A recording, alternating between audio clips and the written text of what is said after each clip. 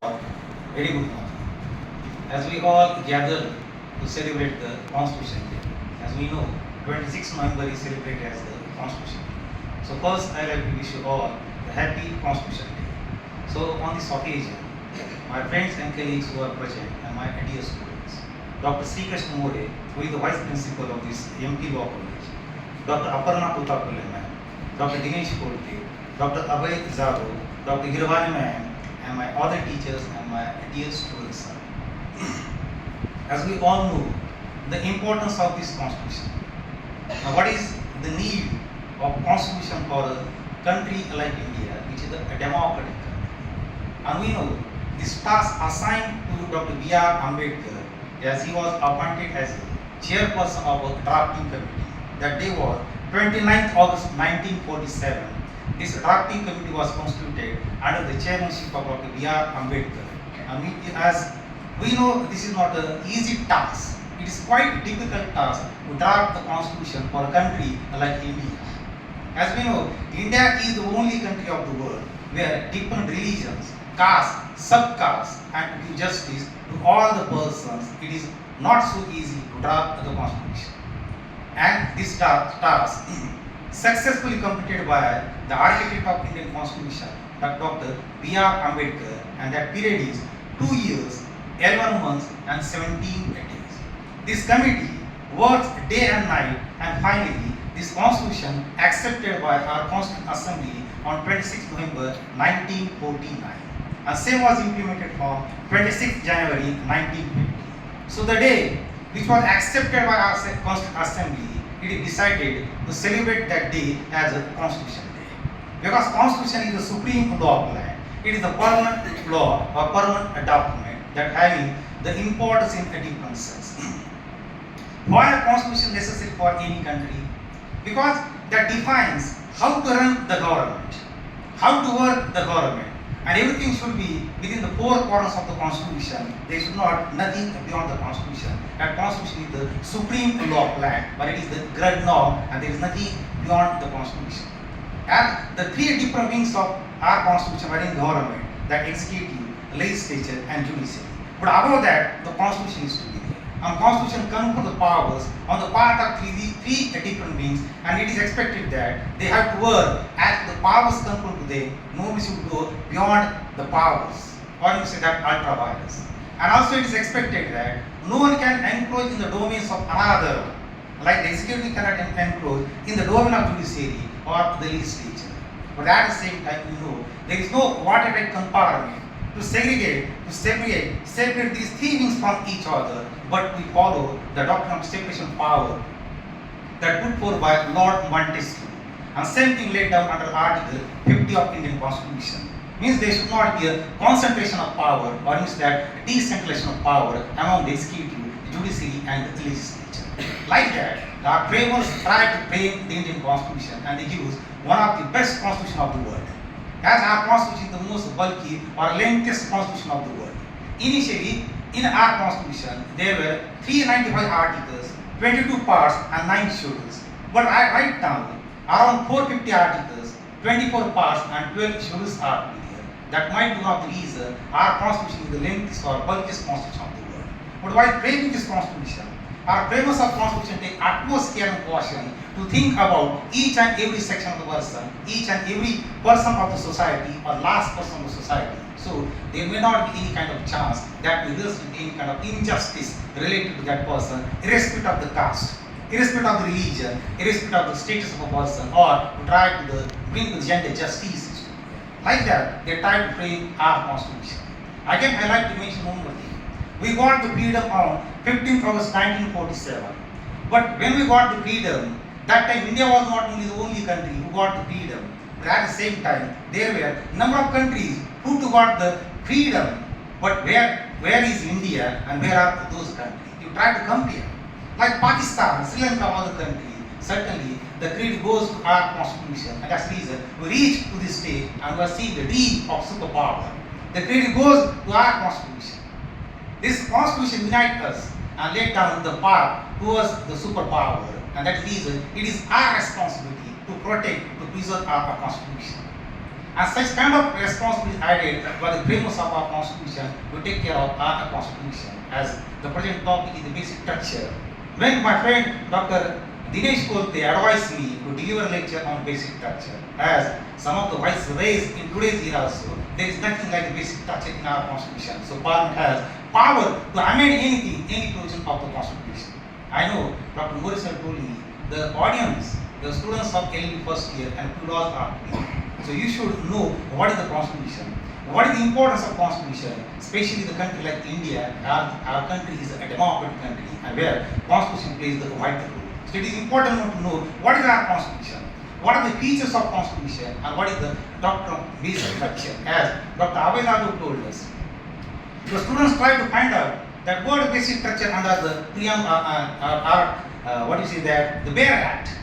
That word is nowhere found, the basic structure. No doubt, this doctrine evolved by the judgments given by the Supreme Court. But when you observe what are the different features, salient features of constitution, as it is necessary to know that features of constitution. As I told you, there are around 450 articles, 24 parts and 12 schedules are to be there. So this is the bulky or lengthiest constitution of the world. Then what are the basic features, important features, the salient features of our constitution, apart from the lengthiest and bulkiest constitution? What are the features? Parliamentary form of government. As we know, recently our elections are over, that in 2024, that Mr. Modi came in power with 240 seats. That is parliamentary form of government, where people have right to represent, to select their representatives, so they may have representation in the parliament or lower house of parliament, that is the Lok Sabha. So that is another feature, parliamentary form of government. Then independent judiciary, that is another thing. Right to vote, as all of you know, the 61st Constitutional Amendment Act reduced the age of vote from 21st to 18 years, and the credit goes to the late Prime Minister Rajiv Gandhi, who decided to give such right to vote to the youngsters. Not necessarily that youngsters should attain the age of 21, and that's the reason he reduced age from 21 to 18 years is to be there. Again, judicial review is to be there. Then unique blend of rigidity and flexibility. As for that means to amend, to alter the constitution. That having such kind of provision under Article 368. But when you talk US Constitution, that is the most rigid constitution of the world, where the least amendment took place till today, but our constitution is the unique blend of rigidity and flexibility. And that reason, 106 amendment took place till today under our constitution. That procedure and power laid down under Article 368 of the Indian Constitution. Then a federation with strong centralizing tendency. As we know, the federal character, that division of power among the central and state, and we know 28 states are in India, but some of the important powers are given to the central government to unite this country, as it is the Union of India. So many powers come to the central government. The powers which are defense, foreign affairs, currency, these are the powers remains with the central government, but apart from that, there is a division of power, and there is also federal character is one of the important features of our constitution. Then the secular state.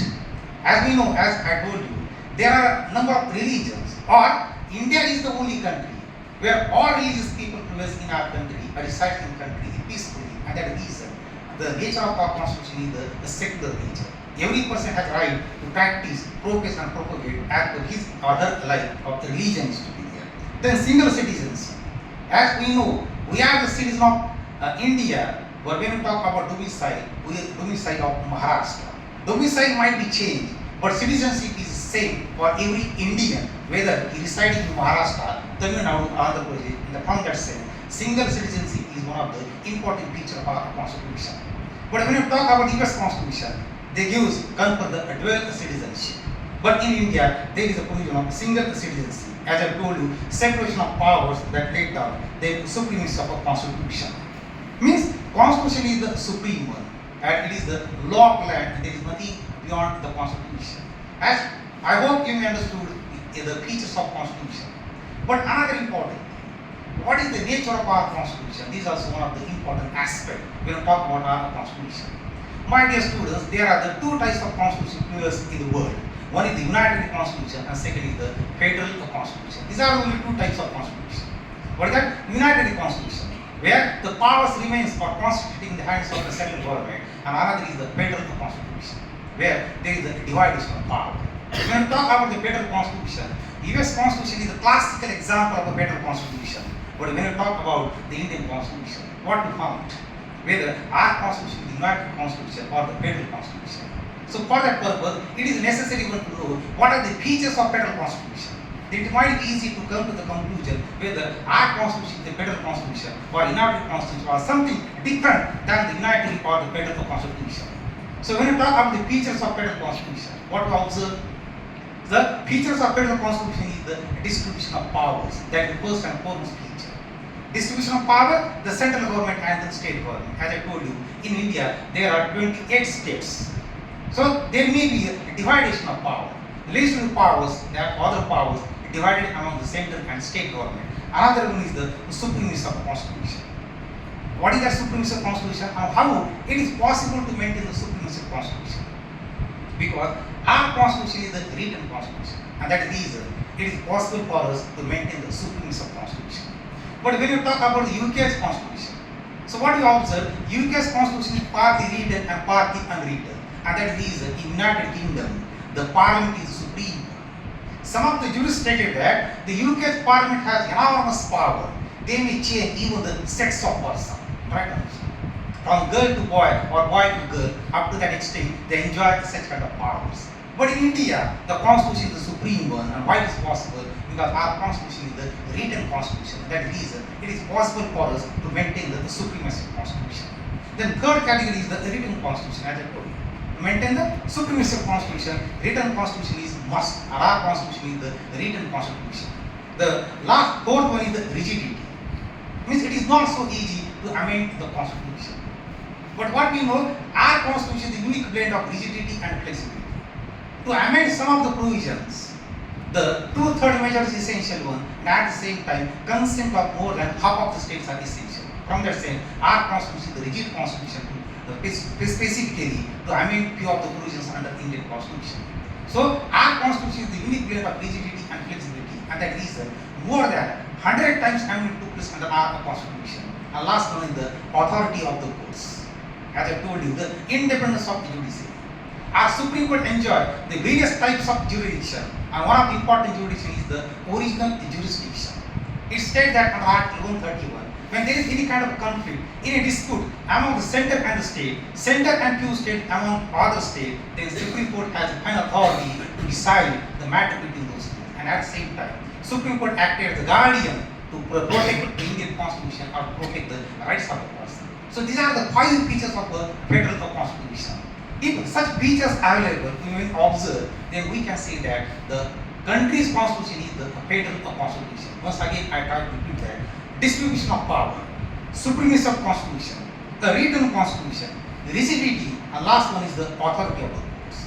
So when we observe whether these features, these principles prevail under our constitution, so we observe that our constitution tried to modify, to change few of the principles which observed under the nature of a federal constitution. The first is the appointment of governor. As we know, governor is the executive head of the state, and president has power to appoint the government under Article 155 and 156 is to be there. So whenever our assembly pass any kind of bill, and when the same is sent to the governor for his assent, then that bill converts to the law. And at the same time, government has a power to send few of the bills to the president, and president has power to veto, to use the veto, nakaradhikar, to those laws passed by the central, by the state government. And where there is a distribution of powers. Means that the governor plays the vital role. Though his powers are restricted under the Indian Constitution, he has to act as per the advice of the Council of Ministers of the state government. But in recent days, what we observed in India, few of the governors of our state, they tried to withhold the bills, and we know any government who is elected recently, the election took place in Maharashtra. Now they are coming to power, and they remain in power for the period of 5 years. If any bill passed by the state assembly, and the governor withheld that bill for years together, whether it is possible for the concerned state government to work, and same thing is going to happen in our country. We should not do like that. But such examples present in our country. So these powers are limited that conferred under the Indian Constitution, though he is the executive head appointed by the President of India under Article 155 and 156 of Indian Constitution. The second is the Parliament has power to legislate in the state list. As we know, the seventh list of Indian Constitution, distribution of legislative powers, they lay down the three lists. List first, central list. List second, state list. List third, that is the concurrent list. In central list first, there are the 97 subjects. My dear students, what is the subject mentioned under the central list? Only central government has the power to make the laws related to those subjects which mentioned under the central list. Same thing about the state list. Only concerned state government has power to make the laws related to that subject mentioned under the state list, and another is the concurrent list. So in central list, 97 subjects. In state list, 76 subjects, and in concurrent list, there are the 47 subjects which mentioned under the concurrent list. But the entry 97 of the list must be stated that any one of the subjects which is not mentioned anywhere, then central government has power to make the law related to that subject.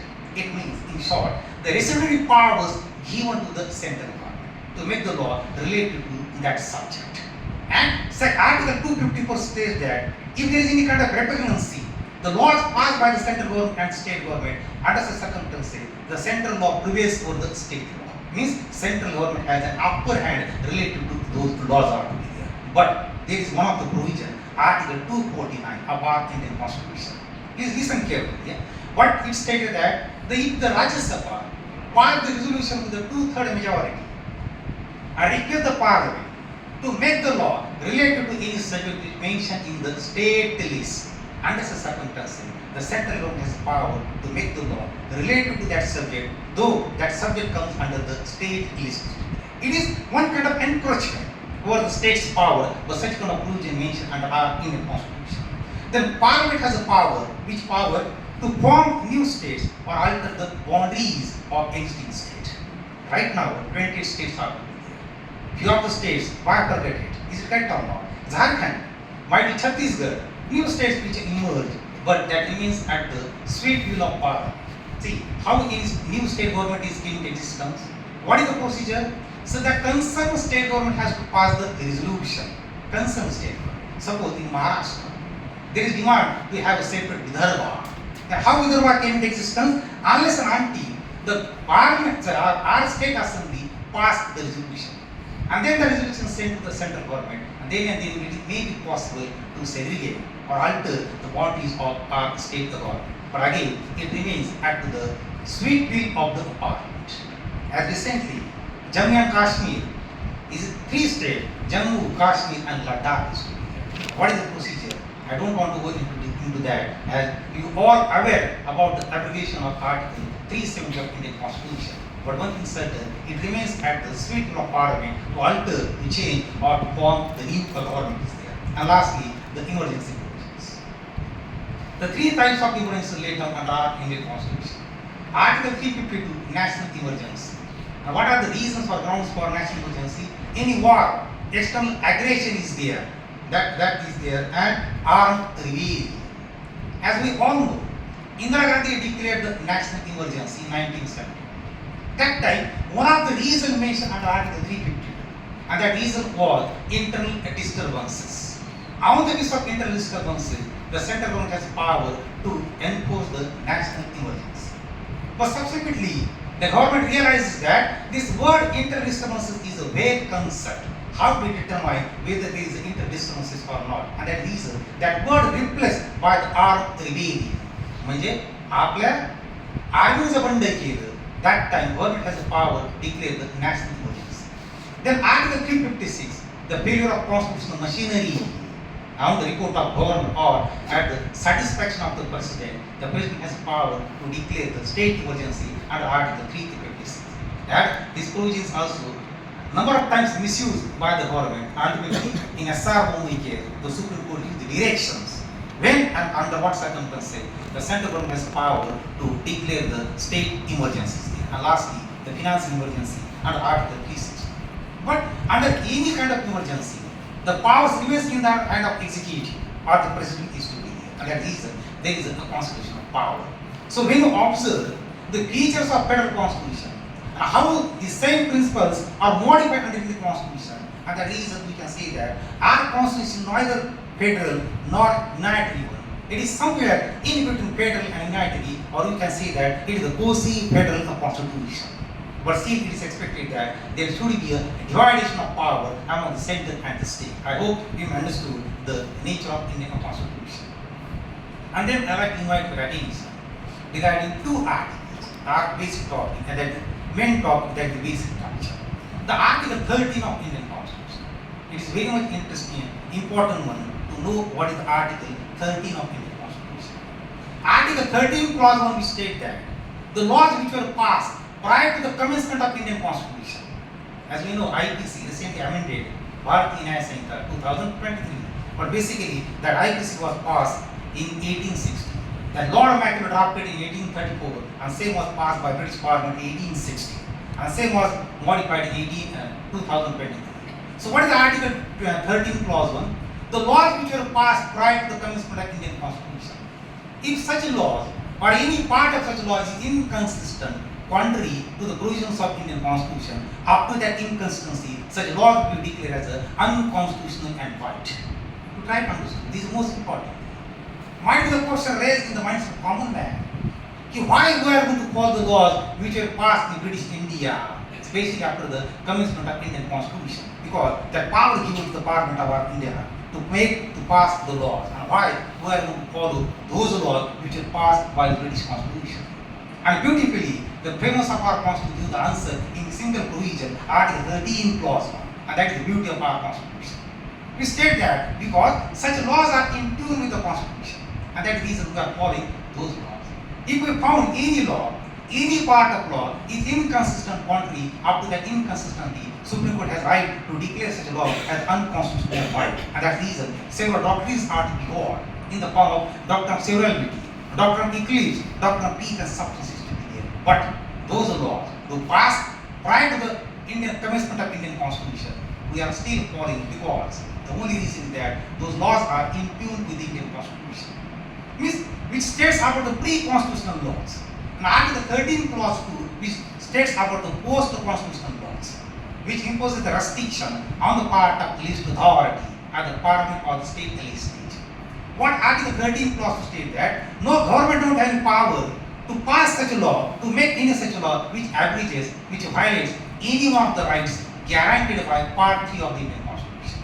If any such a law violates the fundamental rights under Article 12 to 35 of the Constitution, then judiciary has every right to declare such a law as unconstitutional right. Means the judiciary has a right to test such a law on the touchstone of Indian Constitution. And if they found such a law is contrary to the provisions of Indian Constitution, then such laws are to be declared as unconstitutional and void. Means the genesis of judicial review we found under Article 13 of the Indian Constitution. It means judiciary has every right to test any administrative action or any law passed by the legislature on the touchstone of Indian Constitution. And they found such law is unconstitutional, contrary to the Indian Constitution, they declare such a law as a void and unconstitutional. And what is Article 13 clause? As you are student of law, the person may ask you define the word law that defines under Article 13 clause. That 13 clause will state that the word law includes ordinance, order, bylaw, notification, custom, traditions having the force of law. All those things came within the definition of the law.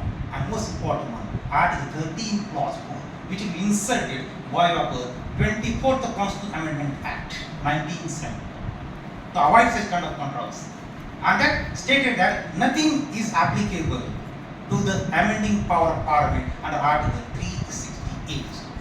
And what is Article 368? The Parliament has the power to amend the Indian Constitution. See, this 24th Constitutional Amendment Act, which is important, which did the two important things, which inserted Article 13 clause 4 into the Indian Constitution, and which added the word power under Article 368. Power of Parliament to amend the provisions of Indian Constitution and to follow the procedure there. It means, I like to tell you in simple words, as the three wings of government: legislature, judiciary and executive. What is the basic function of legislature? To make the laws. What is the basic function of judiciary? To interpret the law. And what is the basic function of executive? To implement those laws or the judicial decision passed by the judiciary. means to make the law. See, try to understood. That is the reason the view taken by the court in some of the cases, the legislative power of the parliament. They try to state that it means only in their legislative capacity or in the ordinary power of legislature, what are the laws made by the parliament or the state assembly, such a law should not violate any one of the rights guaranteed by Part 3 of the Indian Constitution. It means they try to segregate the constitutional amendments. Means amending power is not the legislative process. But I will tell you, those cases of RTP. It means legislative power is that to make the statutory laws or the constitutional laws. That is now it is defined. It is a law. While making such kind of laws, they should not violate any one of the rights guaranteed by Part 3 of the Indian Constitution. Otherwise, the Supreme Court has right to strike down such a law, such amendment as an unconstitutional act. So first time in the history of India, in Shankari Prasad case, that power to amendment article under Article 368 was challenged. The first Constitutional Amendment Act, Article 30A, Article 31, Article 31A, Article 31B was challenged. My dear students, as we know, Article 19 of Indian Constitution, there is one provision, Article 19 1F, the right to property. But the right to property was deleted from Article 19 and that was added under Article 300A of Indian Constitution. So whatever the amendment took place, that amendment was related to the property law, land laws or aggregate laws. And that's the reason the first Constitutional Amendment Act which inserted Article 31A and Article 31B. And first time the question raised before the Supreme Court whether the government has a power to amend the fundamental rights under Article 368, though that amendment aggravates, violates or taken away the fundamental rights of the person. Means under Article 368, where the Parliament has a power to amend the Indian Constitution or Part 3 of Indian Constitution. And while amending such power under Article 368, if that may result into the violation of any one of the fundamental rights guaranteed by under Article 12 to 35 or Part 3 of Indian Constitution. At that time, Supreme Court, how to interpret it? Supreme Court stated that Article 13 Clause 2, which imposes restriction on the part of Parliament not to make any such law, which abridges, which violates, which taken away any one of the rights guaranteed by Part 3 of the Indian Constitution. Up to that extent, that powers conferred on the part of Parliament or the legislature. There is no concern of the powers which they enjoy under Article 368, and that is reason. Whatever the amendments did by the Parliament, and by amending such act under Article 368, if that results into the violation of fundamental rights, there is nothing void or unconstitutional. It means the court upheld that amendment under Article 368. Means simply try to understand.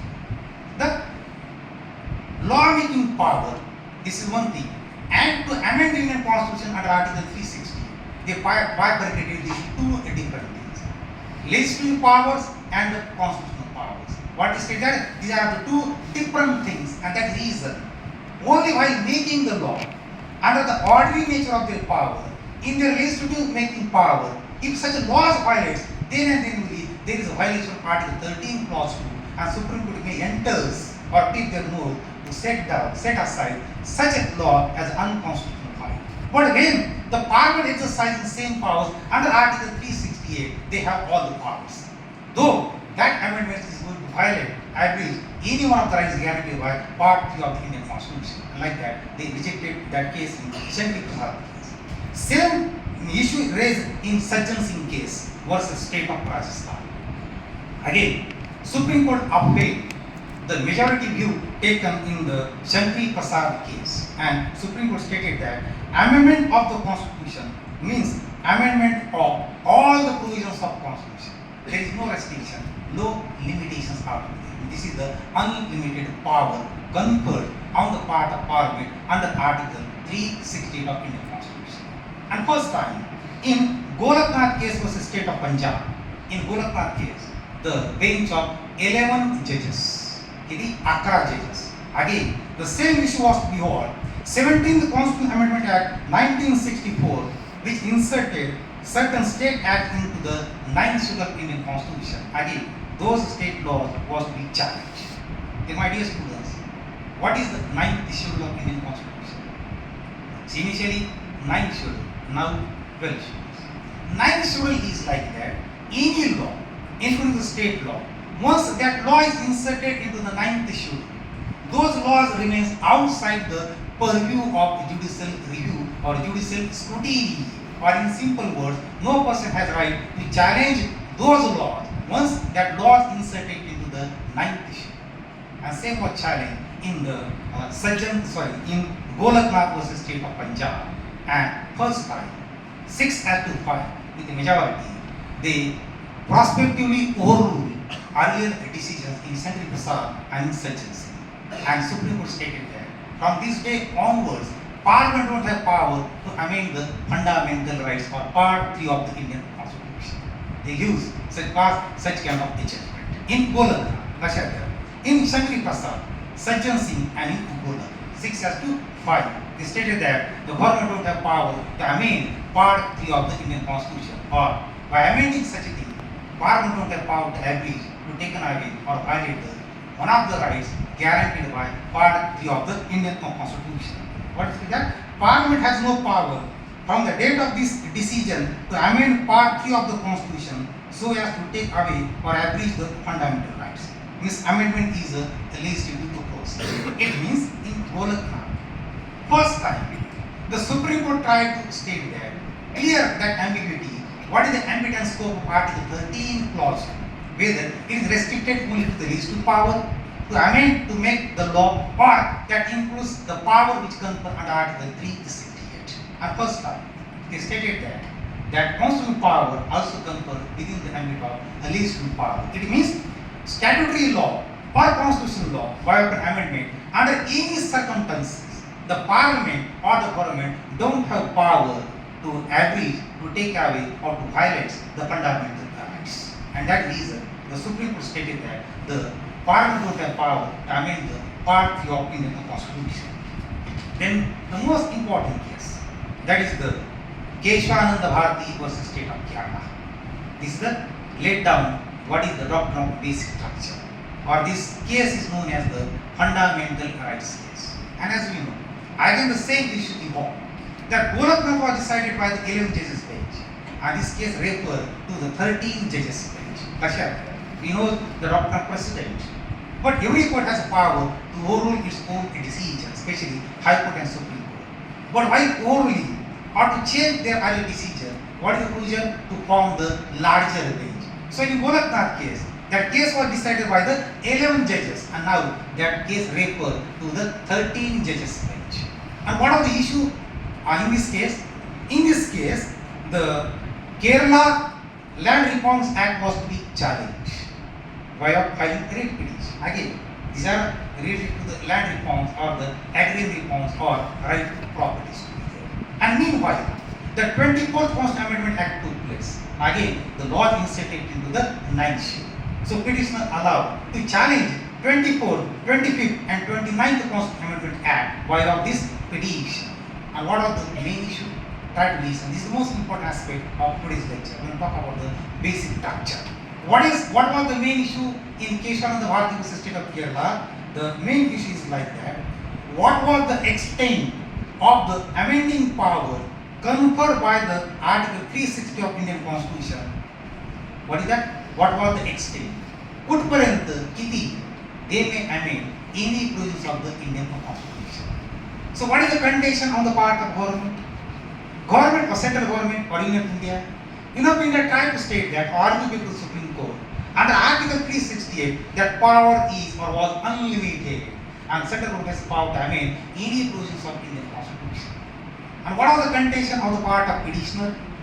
Petitioner stated that though 368 come to the power to amend the Indian Constitution, but that power was wide but not unlimited.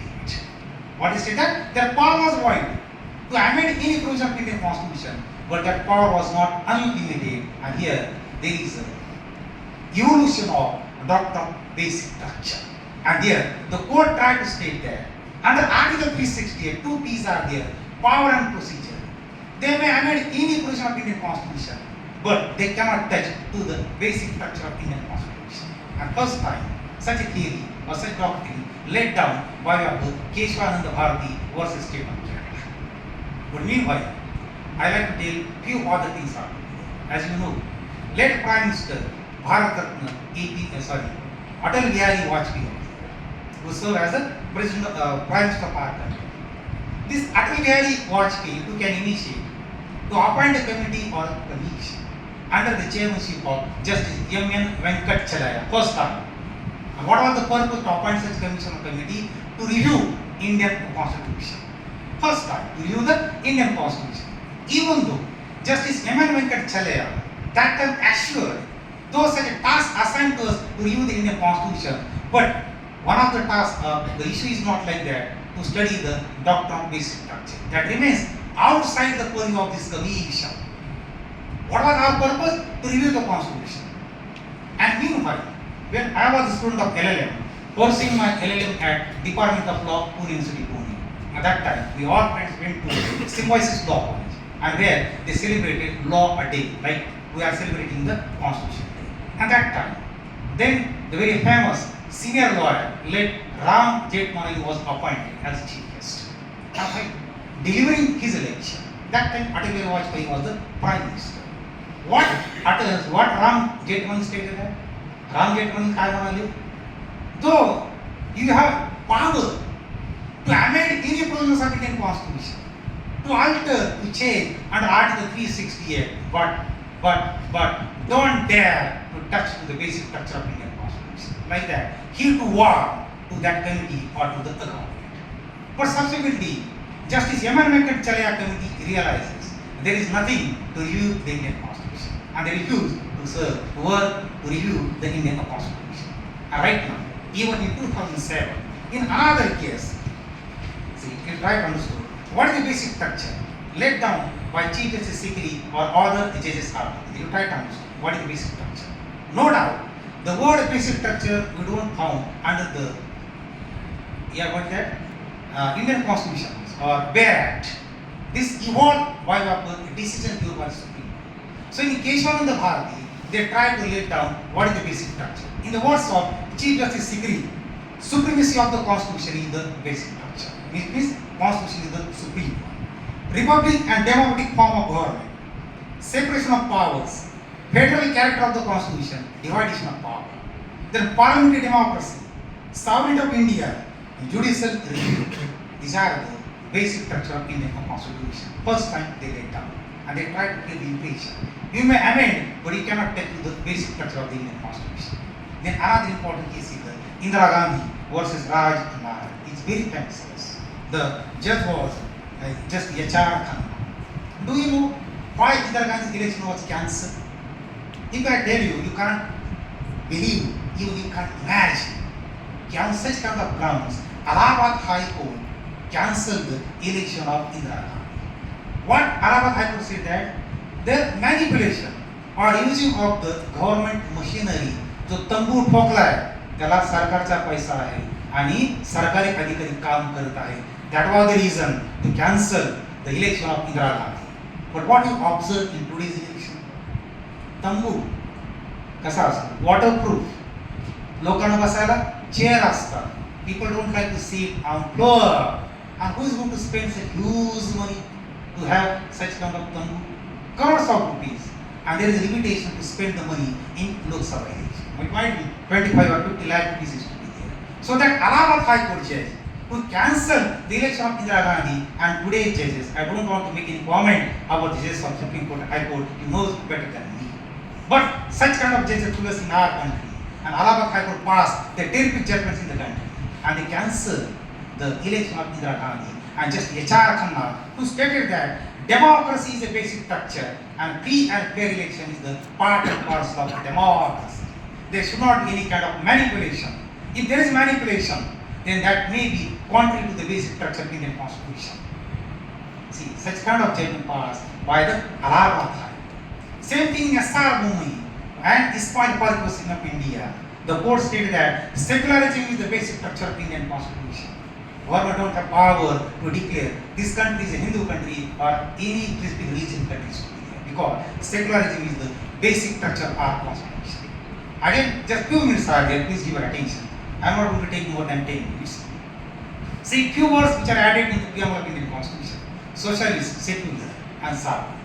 So my question is that, by way of adding the word secular, by 42nd Constitutional Act 1976, whether our constitution becomes the secular or from date of inception? My dear friend, from date of inception, our constitution was secular, our constitution secular, and our constitution will remain as a secular. Because Article 25 to 28, which confer a right to the religion. But at the same time, we try to always remember, no right is an absolute one. There must be some limitation, some restriction in which person has to exercise his or her right, including the fundamental right. So when you talk about right to religion, that confer, practice, profess and prohibit any religion or subject to restriction, public order, health and morality, like that. So secularism is the basic structure of a constitution. And in 2007, one more important case is there, where Supreme Court tried to state the same thing in I.R. Coelho versus State of Tamil Nadu. And this case is famous case and known as the 9th Schedule case. And there, court tried to state it that though the state laws which are inserted into the 9th Schedule, but if there is a violation of basic structure, then we have the right to test those laws on the test of Indian Constitution. It means the judicial review.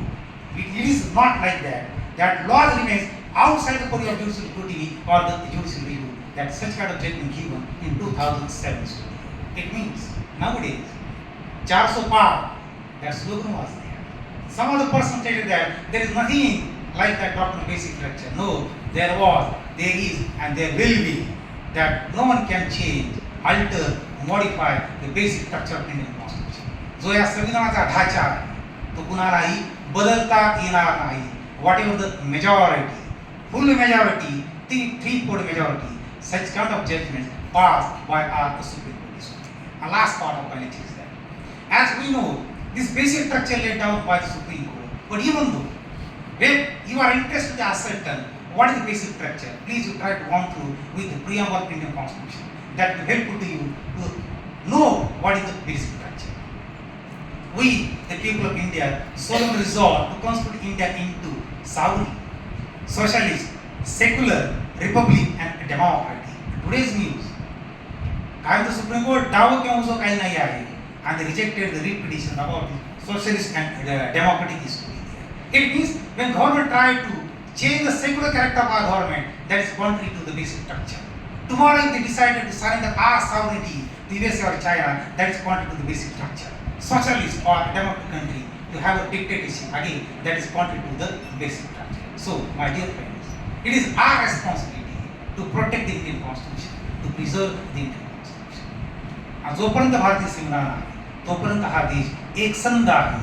आणि जेव्हा या संविधानाकडे जाते, त्यावेळेस हा समाज राहणार नाही, देश राहणार नाही. Hats to the claimants of Indian Constitution to pass such beautiful constitution, and that is the real democracy in India. And has to the judiciary also, where they try to take time to time the care to protect the basic structure of our constitution. With this, I conclude my today's lecture and express my sincere thanks to the staff, colleagues, my friends of this college, and my dear students for the patience listening, patience hearing. Once again, I like to say, long live Indian Constitution. भारतीय संविधान चिराई आहे आणि मला विश्वास आहे जोपर्यंत आपण जिवंत आहोत तोपर्यंत हे संविधान असेल. धन्यवाद. थँक्यू.